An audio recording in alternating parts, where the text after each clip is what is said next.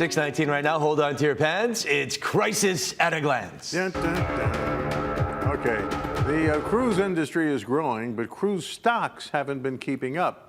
Recovery from COVID sent shares soaring last year at NCL, Royal Caribbean, and especially Carnival.